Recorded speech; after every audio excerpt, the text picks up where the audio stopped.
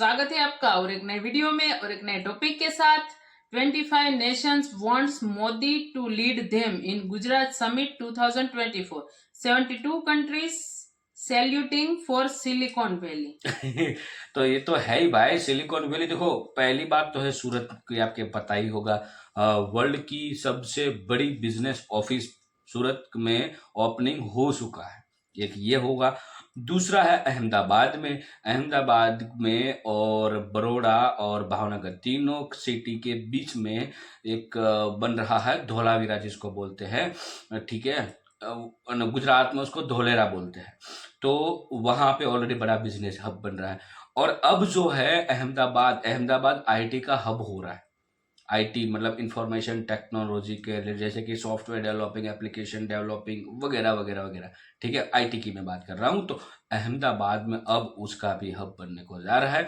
बहुत सारे जो कंट्रीज है वो इंटरेस्ट दिखा रहे हैं, क्योंकि गुजरात के पास ऐसी जमीन है जो अनउपजाऊ है, जहाँ पे कोई खेती लायक जमीन है नहीं। दूसरा है कि वहां पे सिर्फ और सिर्फ बिजनेस हो सकता है, जो दरियाई जमीन थी तो वो वाली जमीन। तो गुजरात के पास बहुत सारी अपॉर्चुनिटी है, खास करके हम गुजरात से हैं तो थोड़ा बहुत जानते हैं। और आशा करते हैं कि ये अपॉर्चुनिटी जो है वो जल्द से जल्द भर जाए और उसके बाद हम पीछे मुड़ के नहीं देखने वाले। जैसे कि इंडिया का इकोनॉमिक तौर पे हम देखना जाए तो सबसे बड़ा इकोनॉमिक में जिसका योगदान है वो स्टेट है महाराष्ट्र। उसके बाद जो स्टेट आता है वो यूपी आता है, और गुजरात करीबन तीसरे या चौथे नंबर पे है। तो हो सके 1 नंबर पे भी आ सकता है, लेकिन कोई बात नहीं। चलिए पहले वीडियो देखते हैं पाकिस्तान पब्लिक जो है उसके ऊपर क्या बोल रही है। और वीडियो देखने से पहले आपको एक रिक्वेस्ट करना चाहेंगे, चैनल पे पहली बार आए और सब्सक्राइब नहीं किया हो तो सब्सक्राइब प्लीज कर दीजिएगा, और वीडियो अच्छा लगे तो लाइक से जरूर से कीजिए। चलिए स्टार्ट करते हैं। हूँ आपकी होस्ट निम्रा, आप देख रहे हैं मेरा और अपना यूट्यूब चैनल। आज हम बात करने वाले हैं, बहुत बड़ी मीटिंग होने वाली है भारत के अंदर। 10 जनवरी से 12 जनवरी के दरमियान ये मीटिंग होगी, जिसका नाम है वाइब्रेंट गुजरात ग्लोबल समिट। और दुनिया की 25 कामयाब ममालिक ने बोला है कि हम आना चाहते हैं, हम प्राइम मिनिस्टर मोदी की स्पीच सुनना चाहते हैं, हम अब कंट्रीब्यूशन करना चाहते हैं, हम भारत के अंदर अपनी इन्वेस्टमेंट बहुत ज़्यादा लाना चाहते हैं। इन ममालिक में शामिल हैं जापान, जर्मनी, बांग्लादेश, ऑस्ट्रेलिया और इसी तरह के मजबूत ममालिक। उसी के साथ साथ गुजरात में अहमदाबाद में सिलिकॉन वैली भी बनने वाली है। तकरीबन 700 से ज़्यादा फर्म्स ने बोला है कि हम भारत के अंदर आना चाहते हैं, अपनी कंपनीज को यहाँ पर शिफ्ट करना चाहते हैं। 75,000 से ज़्यादा डेलीगेट्स आएंगे भारत के अंदर। जितनी बड़ी भारत के अंदर इन्वेस्टमेंट हो रही है, सिलिकॉन वैली बन रही है, फिर 25 ममालिक आकर अपनी कंपनीज को वहाँ शिफ्ट करेंगे, प्राइम मिनिस्टर मोदी की स्पीच सुनेंगे। बहुत बड़ी न्यूज़ है ये, पाकिस्तानी अवाम को बताते हैं इस बारे में, उनसे उनकी राय लेते हैं। कंपैरिजन होगा पाकिस्तान और भारत का, मिलेंगे वीडियो के एंड में। आपको थोड़ा सा पास में जाना पड़ेगा। आपको याद होगा कि 2 पाकिस्तानी नेशनल लड़के थे अमेरिका में। उन्होंने क्या किया था, उनको जब पता चला कि बिल गेट्स जो एक यूनिवर्सिटी बनाना चाह रहा है, तो वो अपने ऑन के ऊपर पाकिस्तान आए। उस दौर में नवाज शरीफ की गवर्नमेंट थी शायद, और कोई 30-40 दिन की अनथक मेहनत के बाद वो एहसन इकबाल को मिले। उन्होंने कहा कि इस तरह हो रहा है, तो हमें उन्होंने कहा है कि आपकी गवर्नमेंट अगर गारंटी दे दे। आपको पता है एहसन इकबाल ने क्या कहा था? उसने कहा था बिल गेट्स से कि मुझे आके मिल ले। जेब गरम ना। तो उस चक्कर में आप उसका ड्रॉबैक उस टाइम तो आपको शायद ना इतना फील हो रहा हो, लेकिन आज उससे 5-7-8 साल बाद अब आपको नज़र आ रहा है कि दुनिया किस तरह आपको भिगो के जूते मार रही है। आज दुनिया कहाँ खड़ी है और हम कहाँ पे खड़े हैं। इसका सबसे बड़ा कसूर जो है ना आपके एजुकेशन सिस्टम पे है। आप उनका एजुकेशन सिस्टम देखें और अपना एजुकेशन सिस्टम देखें। आपका टोटल एजुकेशन सिस्टम जो है वो रट्टा बेस्ड है, वो जो है वो क्रिएटिव है, वो आप उसके फ्रूट्स भी आपको नज़र आ रहे हैं। तो जब तक आप अपना ग्रास रूट लेवल ठीक नहीं करेंगे, आप कभी भी उनको बीट नहीं कर सकते। आप सिर्फ यही इसी में लगे रहेंगे कि मेरी टांग ऊपर थी वाघा बॉर्डर पे, उनकी टांग ऊपर थी। आजकल जो दुनिया ग्लोबल विलेज बन गई है, अब जो एक ही चीज़ है वो ये है कि आप इकोनॉमिकल कितना ग्रो कर रहे हैं। तो आपको सारे उन फैक्टर्स को जहन में रख के मेरा नहीं ख्याल कि पाकिस्तान में अगले 20 साल में भी आप अपना एजुकेशन सिस्टम ठीक कर सकेंगे। अब बच्चों को एजुकेशन नहीं दे पा रहे, आपने अभी मेड इन पाकिस्तान चीज़ें कहाँ से बनानी है? जब तक आप नीचे से ग्रास रूट लेवल के ऊपर अपने बच्चों को, मुझे आप किसी एक पाकिस्तानी साइंटिस्ट का नाम बताएं को पिछले 50 साल में, तो आप यहीं से अंदाज़ा कर लें कि हम कहाँ पे लेक कर रहे हैं। डॉक्टर अब्दुल सलाम थे हमारे सुपार्को स्पेस के इदारे के चेयरमैन, जिनको नोबेल प्राइज मिला था, तो उनका हमने हाल क्या किया था? मुझे तो लग रहा है कि आने वाले दिनों के अंदर शादी के जो दो गवाहान होते हैं उनमें भी कोई रिटायर लगेगा। जब आप रिटायर लोगों को उठा के हर इदारे में पंच करेंगे, यूथ को आप अपॉर्चुनिटीज़ नहीं देंगे, तो वो बेचारे क्या करेंगे? आपके साइंटिस्ट, आपके डॉक्टर्स, आपके इंजीनियर्स, वो सारे जो हैं वो बाहर निकल जाएंगे। निकल रहे हैं, वही तो मैं चुके हैं, बल्कि 12 लाख पाकिस्तानी छोड़ के चले गए। सिर्फ 2 साल की आप रेशो बता रही हैं, आप उससे पीछे जाएं पास्ट में। ये आप सिर्फ 2 साल की रेशो बता रही हैं जो 12 लाख आपके हुनरमंद अफराद बाहर निकल गए। सर आप देखें ना, आपका थ्योरिकली और प्रैक्टिकली टोटली चेंज है। मैं being as a broadcaster world wide travel करता हूँ, मैं सारी सिविलाइजेशंस को जानता हूँ, मैं देखता हूँ, वहाँ के एटमॉस्फेयर को देखता हूँ। आपने कभी भारत विजिट किया है? मैं भारत 2 दफ़ा विजिट करके आया। क्या कैसा रहा आपका एक्सपीरियंस और वहाँ पर आपने क्या क्या महसूस की, डेवलपमेंट या तरक्की? देखें, ये नहीं कि वहाँ प्रॉब्लम नहीं है, वहाँ शायद गुर्बत पाकिस्तान से ज़्यादा है। लेकिन अब बहुत कम हो गई है। नहीं, आप गलत कह रही हैं, आपने कभी पर्सनल विजिट नहीं किया।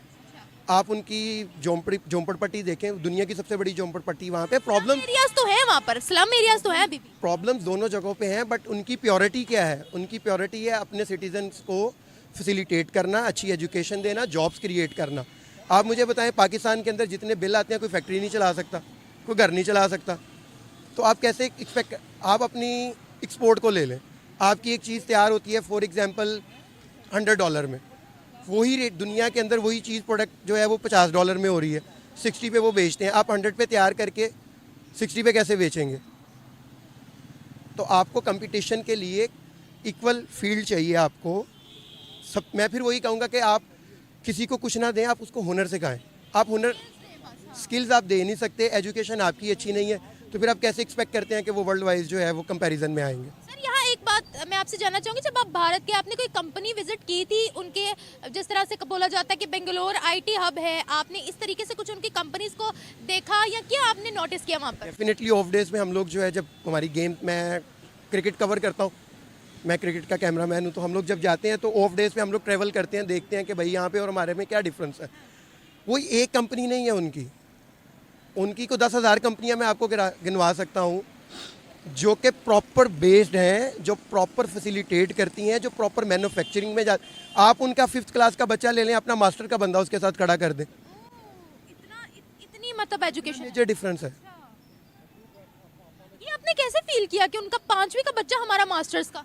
सर आप जब किसी से बात, हज़रत अली रज़ी अल्लाह अन्हु का कॉल है कि आपने किसी को जानना है, उसके साथ सफ़र करें या उसके साथ बैठ के कहा। आपने उसकी बच्चों से बात की थी?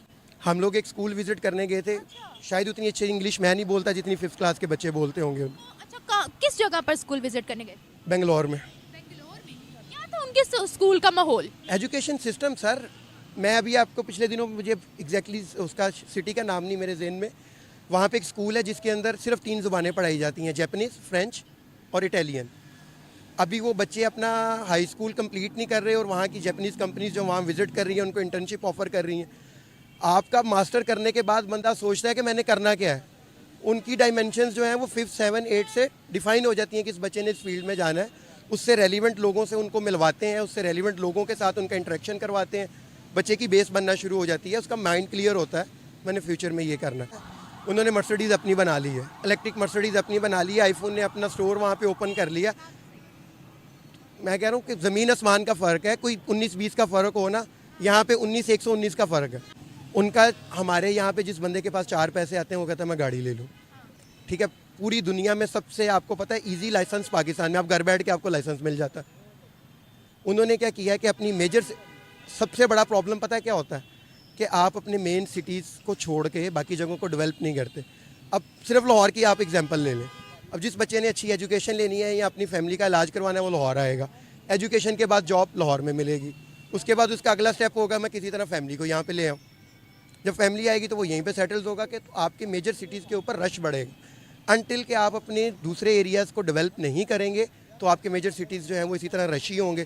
ट्रैफिक का आपका प्लान कोई नहीं है, एक मेट्रो आपने चलाई उसके भी आपने अगले 33, ऑरेंज ट्रेन आपने चलाई अगले 35 साल आपने उसका भी लोन देना, कैसे कम्पीट करेंगे मैडम? मैं हमेशा रोज अपने प्रोग्राम में बोलती हूँ कि कर्जों से ले लेके हमने ये सारी चीजें बनाई है, बल्कि ये हमारी मेड इन पाकिस्तान भी नहीं है। एक छोटी सी एग्जांपल दें, मेरे पास पैसे नहीं है खाने के, मैं लोन लेके नया घर अपना रेनोवेट कर लूँ, फर्नीचर नया ले आऊँ, मुझे कौन अक्लमंद कहेगा?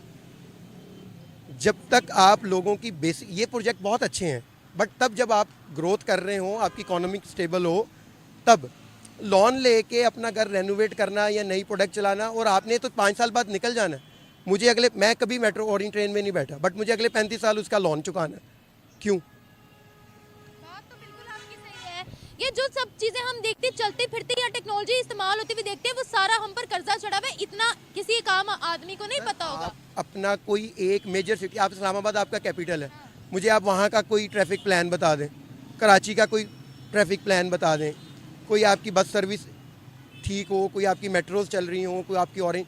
जब तक आप लोगों को फैसिलिटेट नहीं करेंगे, आपका अनपॉपुलेटेड चीज़ें बढ़ेंगी, लोग मतलब रोड सेंस किसी को नहीं है। सर, वहाँ के स्कूल्स का हमारे साथ, स्कूल्स के साथ आपने जैसे बोला कि आपने वहाँ जाकर पर्सनली स्कूल का विजिट किया था, एक माहौल का, एक एनवायरनमेंट का क्या आपने डिफरेंस पाया कि पाकिस्तानी स्कूलों में क्या कमी है जो वहाँ पर नहीं है? सर, पूरी दुनिया में ना इंग्लिश सबसे ज़्यादा बोली जाती है मेरे ख्याल में, हालांकि वो एक लैंग्वेज है, उसमें कोई ऐसा प्रॉब्लम नहीं है। बट मुझे आप पाकिस्तान में कोई ऐसा स्कूल बता दें, स्वाय वो जो 3-4 वो स्कूल्स नहीं है, वो बिजनेस हब्स हैं, लाइक बिकन हाउस हो गया, सिटी स्कूल्स हो गया, लाखों में फीस दो। मुझे कोई पाकिस्तान का कोई एक स्कूल बता दें जहां आप बच्चों को स्किल्स डेवलप करते हो। इवन कि आप मैट्रिक के बच्चों को जो बेचारे बायो केमिस्ट्री फिजिक्स पढ़ते हैं, आप उनसे प्रैक्टिकल उसका पूछ लें, उनका जीरो नॉलेज होगा। That is the major difference. Last time कब विजिट किया था आपने? मैंने 5 ईयर्स पहले। 5 इयर्स पहले विजिट किया था? जी। ये तो आप मतलब काफ़ी कम अरसा हो गया है, मतलब आप वहाँ पर गए थे। देखें, वहाँ एक आदमी उठा वहाँ पे, जिसने एक आम जनता पार्टी या कुछ इस तरह बनाई, एग्रीकल्चर वार या कुछ इस तरह का, उसने पूरे दिल्ली में बिजली फ्री कर दी। Bharatiya Janata party. Bharatiya Janata party, sorry, उसने पूरी दिल्ली में बिजली फ्री कर दी। यहाँ आप उतनी बिजली नहीं चलाते जितना आपको टैक्स आ जाता है। देखें, आपके पास सब कुछ है, मैनेजमेंट नहीं है, लीडरशिप नहीं है। लीडरशिप की ज़रूरत है। आपके किसी कॉलेज के अंदर स्टूडेंट्स यूनियंस नहीं है, मतलब आपके पॉलिटिशियंस जो हैं, जो मुल्क को रन करते हैं, ब्यूरोक्रेट्स जो, आप आज तक अपना लॉ नहीं बना सके, जबकि कुरान ने 1400 साल पहले आपको लॉ दे दिया। आप आज भी ब्रिटिश लॉ फॉलो करते हैं। ब्रिटिश लॉ जो था वो बनाया ही गुलामों के लिए गया था, तो वही पाकिस्तान में चल रहा है। अगर आप गरीब आदमी हैं तो पाकिस्तान का हर कानून आप पे अप्लाई है। अगर गरीबों वाला, गुलामों वाला, सॉरी, गुलामों को भी छोड़ दें जी। अगर आप गरीब हैं तो आपके ऊपर हर लॉ इम्प्लीमेंट होता है। अगर आप पैसे वाले हैं, आप कत्ल करके बाहर फिर रहे होंगे।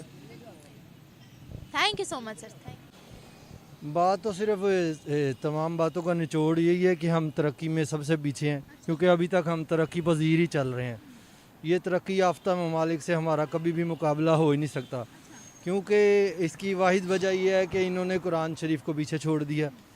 हालांकि बाहर के जो लोग हैं, जितने बाहर के ममालिक हैं, ख़ास तौर पे इंग्लैंड, अमेरिका और कनाडा, वो बता रहे हैं कि जी हमने आपके कुरान शरीफ से ही आसमान पे जाने के रास्ते लिए हैं। लेकिन हमारे पास सब चीज़ें होते हुए भी कुछ नहीं है। इसकी वजह जो है आपस की नाचाकी है। लेकिन हम अभी तक कभी स्पेस पे नहीं पहुंचे, चांद पे नहीं पहुंचे। जी, वो पहुंच भी नहीं सकते इंशाल्लाह ताला।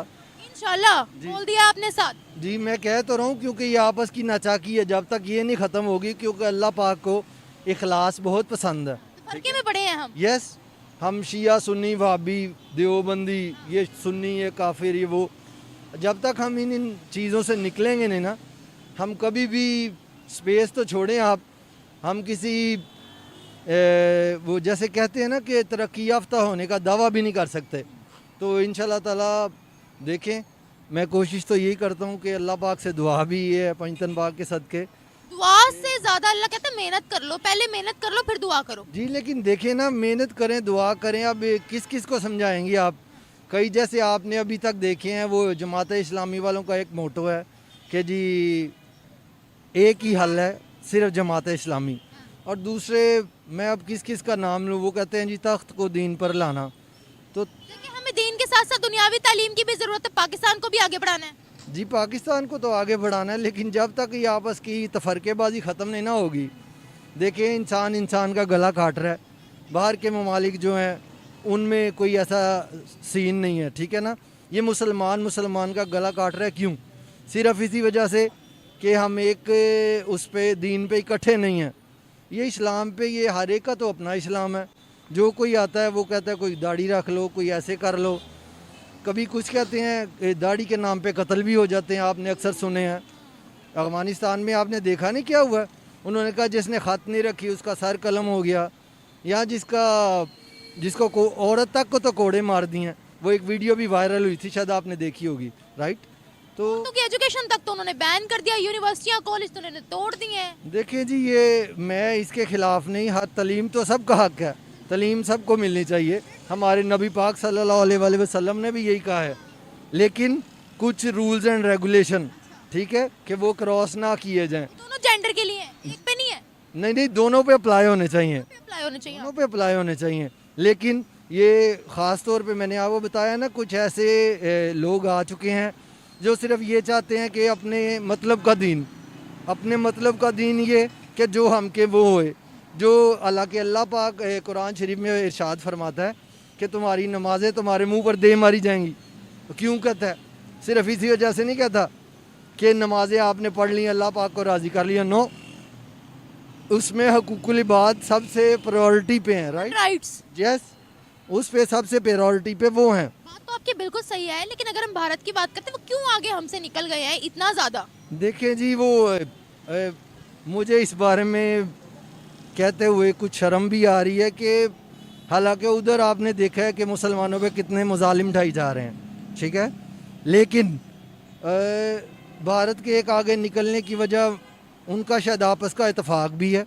उनके जितने भी वहाँ पर जितने भी मज़ाहिब के लोग हैं, सब आपस में रहते हैं, वो सब इंडियंस हैं।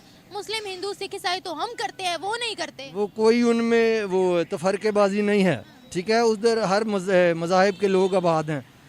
वो बेशक मारे हैं जो मर्जी के, लेकिन फिर भी लोग कहते हैं कि हमारा जो मुल्क है वो भारत है, राइट। क्यों जब उनको सब वहाँ पर मिल रहा है, तो वो क्यों क्यों नारे ना लगाएं? क्यों नारे ना लगाएं? वेरी राइट, ठीक कह रही हैं आप। लेकिन पाकिस्तान में वो एक ही बात बार बार रिपीट करते हुए मुझे अच्छा भी नहीं लग रहा कि ये आपस की नचाकी है। इसके अलावा मैं कुछ कह ही नहीं सकता। इसके अलावा इन्होंने सही होना भी नहीं। वहाँ पर सिलिकॉन वैली बन रही है, वहाँ पर 75,000 डेलीगेट्स आ रहे हैं, 700 से ज्यादा फर्म्स वहाँ इन्वेस्टमेंट कर रही है। तो यहाँ कौन किस किस्म के प्रोजेक्ट लग रहे हैं? पाकिस्तान में क्या चल रहा है? कौन सा मिशन चल रहा है? आप ये नहीं देख रही कि एक सी पैक नहीं लोगों को हजम हो रहा, ठीक है। पैक ने लोगों को अभी तक दिया ही क्या है? जरा मुझे ये बता दे, जो दुनिया हमारे पीछे पड़ेगी सी पैक से। वेरी राइट, लेकिन एक वो गुजरगाह थी, आपको पता है, जिधर से हो के सब भारत में या जिधर भी सामान डिलीवर होना था। लेकिन ये लोग चाहते ही नहीं कि पाकिस्तान तरक्की कर सके। ये सिर्फ अपनी बारियां लगाते हैं, पिकनिक मनाने आते हैं, 5 साल की पिकनिक करेंगे, देन वापस गोइंग टू। अभी तक हमने दुनिया को कौन सा ऐसा टारगेट दिया है या कौन सा ऐसा कारनामा सरंजाम दिया है जो पूरी दुनिया की फ्रंट लिस्ट पे, टारगेट लिस्ट पे हम हैं कि ये इन्होंने टारगेट अचीव करना है, तो हम सबसे पहले इनको ही नीचा दिखाएं, इनको ही टारगेट करें, इनको ना आगे बढ़ने दे। बताएं मुझे, क्या ऐसा टारगेट हमने दुनिया को दिया? देखिए जी, टारगेट तो हमने कुछ नहीं दुनिया को दिया, ना ये देने के काबिल हैं, क्योंकि ये सिर्फ हाथ में तस्बीह लेके वो क्या कहते हैं, बगल में छुरी मुंह में राम राम, ये वो चक्कर है सारा। क्योंकि ये एक दूसरे को काटने के दर पे हैं। ये चाहते ही नहीं है कि कोई ऐसी चीज़, कोई ऐसी अचीवमेंट पाकिस्तान कर सके जिसमें पाकिस्तान भी दुनिया के नक्शे पे उभर के आए। कि जो पाकिस्तान में इलाज की रेशो अगर देख लें, मेरा ख्याल है इटली जो है मेडिकेशन में दूसरे नंबर पे है वर्ल्ड में, राइट। लेकिन उधर भी कोरोना के लिहाज से जब कोरोना आया तो कैसे आवाम मरी, सिर्फ ये कि उनका इम्यूनिंग जो सिस्टम था वो कमज़ोर। पूरी दुनिया को वैक्सीन डिलीवर की, वो भी फ्री में। वेरी राइट, वो कर सकता था क्योंकि उसके पास इतने वसाइल थे, लेकिन हमारे पास अपने लिए वसाइल नहीं है। हम अपने लोगों को पूरा कर दें, अपने लोगों को खाना खिला दें, अपने लोगों को कपड़ा दे दें, अपने लोगों के सर पे छत रख दें, हमारे लिए ये वर्ड है। आपने कोरोना की बात की है, शायद आपको याद हो कोरोना में हमारे ऑक्सीजन सिलेंडर्स कम पड़ गए थे, वेंटिलेटर्स की कमी हो गई थी, बेड्स की कमी हो गई थी। मैं दबंग किस्म का बंदा हूँ, शुक्र है मौला का, ठीक है। लेकिन मुझे जैसे आप चैनल पे खड़े होके, आप रोड पे खड़े होके ये लोगों से सवाल जवाब कर रही हैं, तो मेरा ख्याल है कुछ आप पे हरफ ना आए। मैंने आपको बताया कि हम बहुत पीछे हैं, क्योंकि हमारे पास अपनी चीज़ें ही नहीं पूरी, अपनी चीज़ें पूरे करने का मतलब यही है कि हमारे अपने पास इतने वसाइल हैं ही नहीं कि हम दूसरे लोगों पे यूज़ कर सकें, वो अपने मुल्क को ही संभाल लें। तो मेरा ख्याल है हमारी बहुत बहादुरी है। पाकिस्तान में देखें जी, अभी जो है ना पॉलिटिकली इनके साथ है, ये पॉलिटिशियन जो है वो एक दूसरे के साथ ही फ़ाइट करने में लगे हुए हैं। अगर ये अपनी ये फ़ाइट छोड़ के और एक ही यूनानी मसली एक ही स्लोगन लें और पाकिस्तान की तरक्की का स्लोगन करें और सारा एक ही प्लेटफॉर्म पे इकट्ठे हों और एक ही झंडे के नीचे पाकिस्तान काम करे, तो ये इंशाल्लाह ताला कुछ ना कुछ ये इसका कोई ना कोई रेमेडी आ जाएगी। बस ये आप ऐसे कह लें कि हम अगर एक पे खड़े हैं ना, तो भारत इस वक्त 99 या 100 के ऊपर है। और गूगल का इस वक्त चीफ भी भारत का बंदा है, गूगल का भी, और हर किस्म की जो भी आपको ना जो भी टेक्नोलॉजी में इस वक्त दुनिया में है, वो इंडिया इस वक्त है नंबर 1। इंडिया नंबर 1 पे है, तो इतना डिफरेंस कैसे आ जाता है? तो वो भी इंसान ही। देखें, इंसान तो नेक भी है और इंसान बद भी है। इंसान नीयत में अगर अच्छा हो तो इंसानियत का मिराज पे पहुंचता है। अगर इंसान नीयत में अच्छा ना हो और वो इंसान जो है ना, वो इंसान ही बस होता है, बस वो इंसानियत की मिराज पे नहीं पहुंचता। तो अच्छे अच्छे लोग थे, उनको हमने एक तो उनकी शख्सियत को भी फ्रीज किया है due to one and other reason. इसमें बड़ी ही गहरी बातें छुपी हुई हैं। Thank you so much. So thank you दोस्तों वीडियो को यहाँ तक देखने के लिए। और जिस हिसाब से दोस्तों आपने बातें सब लोगों की सुनी होगी, उस हिसाब से आपको कहीं पे भी लग रहा है कि पाकिस्तान एक गरीब मुल्क है? कहीं पे भी दिखा आपको? ये कितने 4 बंदे के साथ इंटरव्यू हुआ 3 निमरन जी का? 3 नहीं, हाँ 3। तो कोई भी एक बंदा पहले आप एक दो कोई गरीब दिखा? कोई नहीं दिखा। बात रही दूसरी कि पाकिस्तान के हर एक लोगों के पास एक जवाब है, वो ये है कि पाकिस्तान के अलावा दूसरे लोग जो है अच्छा काम करते हैं। एक गूगल का एग्जांपल दिया कि भाई गूगल का सीईओ जो है वो इंडियन है, वो इंडियन है, उसमें कोई दो राय नहीं, लेकिन वो इंडियन ही क्यों? ये भी आपके मन में क्वेश्चन होगा। तो वो इसीलिए है क्योंकि सबसे बड़ा आईटी हब विश्व का अमेरिका के बाद वो इंडिया है, ठीक है। तीसरी बात यह है कि पाकिस्तान में लोग क्यों आगे नहीं बढ़ पा रहे, उसका मेन रीजन है टांग खिंचाई। हाँ। जैसे कि इंडिया और पाकिस्तान में डिफरेंट, आप बोल रहे हो ना, हम शक्ल मतलब हम तो दिखने में सब तो एक ही जैसे हैं, ठीक है, और ब्लड भी इंडियन है सबका, वो भी बात आपकी सही है, वो भी हम मानते हैं। लेकिन डिफरेंट क्यों? डिफरेंट एक ही चीज से है, वो है सोच, थिंकिंग।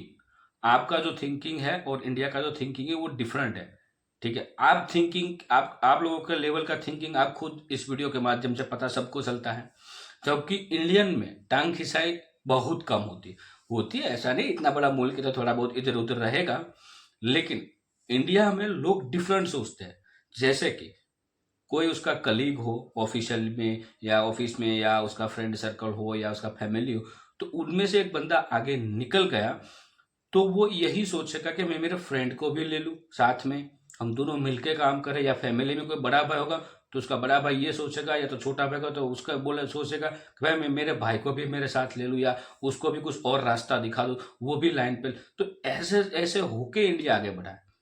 हमने कभी किसी की टांग, अदरवाइज तो भाई यहाँ पे टांग खिंचाई की होती तो अंबानी जी इतने बड़े मतलब धनी के तो वो नहीं होते, अदानी जी इतने बड़े नहीं होते। हाँ, 2-3 लोगों ने बहुत कुछ किया है, तो बड़े बड़े जो अभी तक हाथ में आए नहीं, इंडिया को छोड़ के निकल गए, बैंकों का बेड़ा गर्क करके, बट वो भी आ जाएंगे, उसमें भी वो ज्यादा टाइम नहीं लगेगा। लेकिन दूसरा डिफरेंट पाकिस्तान में ये है, वो है एजुकेशन। हाँ, वो लोग भी मानते हैं कि हमारे यहाँ एजुकेशन की कमी है, बट एजुकेशन की कमी है नहीं, एजुकेशन की कमी को बनाया गया है पाकिस्तान। एजुकेशन, पाकिस्तान में टैलेंट है, पाकिस्तान के आने वाली जनरेशन है उसको तैयार किया है, तो उसके पास भी अच्छी टैलेंट है। अभी विश्व का सबसे बड़ा फुटबॉल बाहर कौन, मतलब एक्सपोर्ट कौन कर रहा है? पाकिस्तान कर रहा है। लेदर कौन एक्सपोर्ट कर रहा है? पाकिस्तान कर रहा है। तो उससे और भी सीखने को मिल सकता है ना भाई, टैलेंट की कहीं कमी नहीं। आप जाओ कहीं भी कोई देश में ट्रेनिंग लेने जाओ, सीखने जाओ।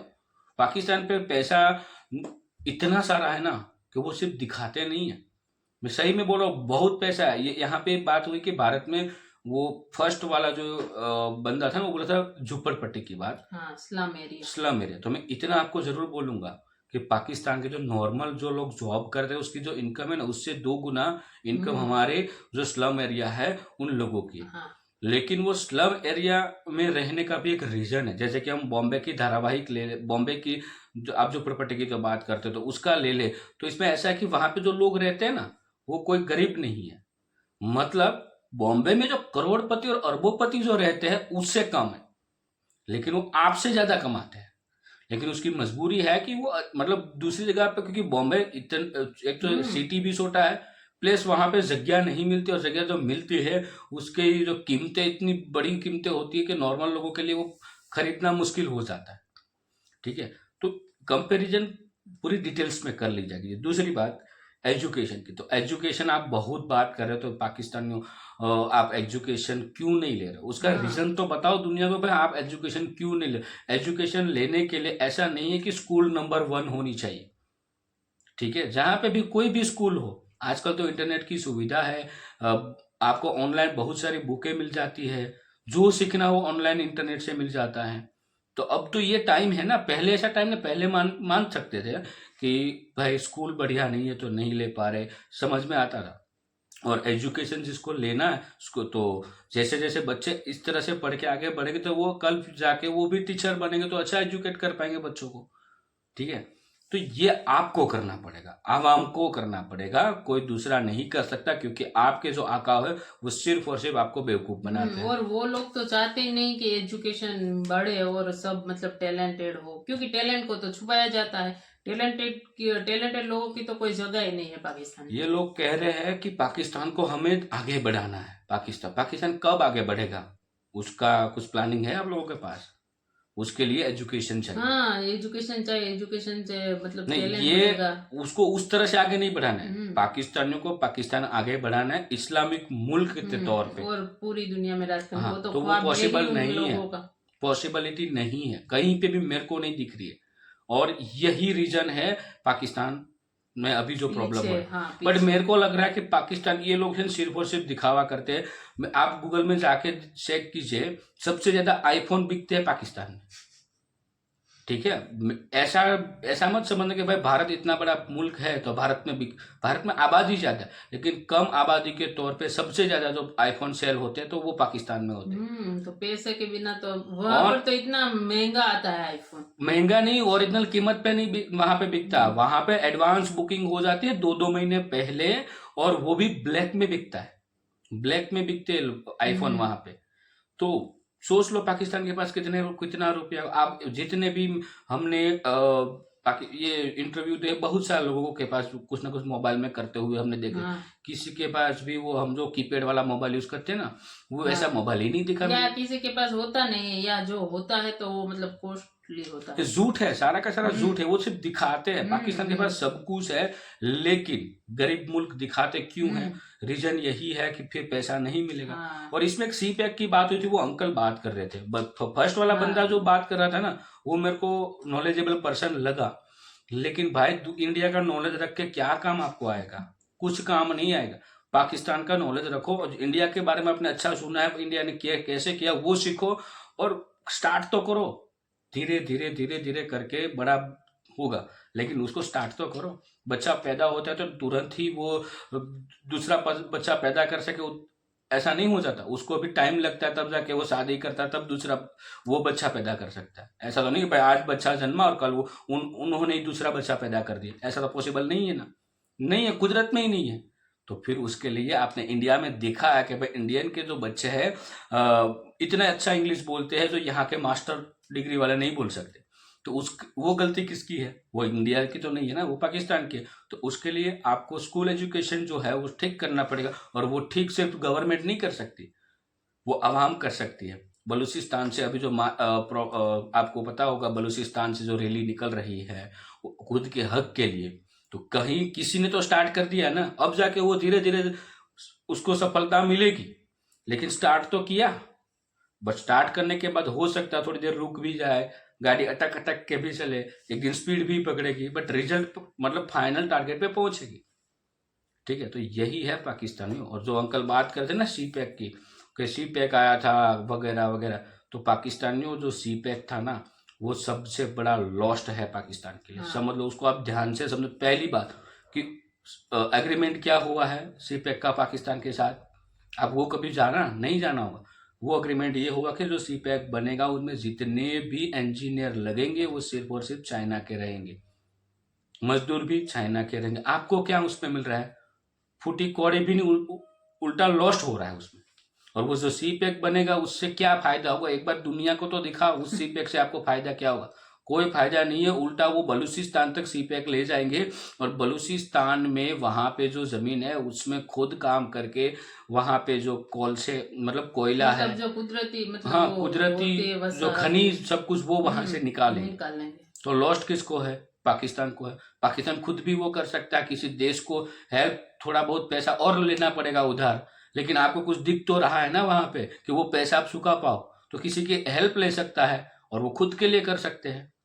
जैसे कि मैं बात कर रहा हूं अफगानिस्तान की। अफगानिस्तान ने क्या किया कि जो वहां पे नदी पे डैम बनाना था, तो डैम का कॉन्ट्रैक्ट भले इंडिया को दिया, इंडिया वो डैम बनाएगा, इंजीनियर सब कुछ इंडिया के होंगे, लेकिन फायदा किसको है? बेनिफिट किसको है? अफगानिस्तान को। क्यों बेनिफिट है? क्योंकि उस डैम से वहां से वो बिजली पैदा करेंगे, तो वो बिजली कहाँ पे जाएगी? अफगानिस्तान में। सरकार ने जहां से बाहर से पैसा लाए हैं उस डैम बनाने के लिए, तो उस डैम के जो पैसा लगेगा तो वो बिजली फिर बेच के पैसा चुका देंगे। Simple is that. यही तो बिजनेस होता है। तो ये दिमाग चलाना होता है पाकिस्तान में। किसी से हेल्प लेके आप कभी छोटे नहीं बन जाते हो। भारत की इस वीडियो को हम यहाँ पे समाप्त करते हैं, क्योंकि मेरा लेक्चर खुटने वाला खत्म होने वाला है नहीं, और लंबा बढ़ जाएगा, वीडियो लंबा हो जाएगा, तो समाप्त करता हूँ इस वीडियो को यहाँ से। और दोस्तों मिलते हैं और एक नए वीडियो में और एक नए टॉपिक्स के साथ आपके साथ। टिल देन जय हिंद, जय भारत।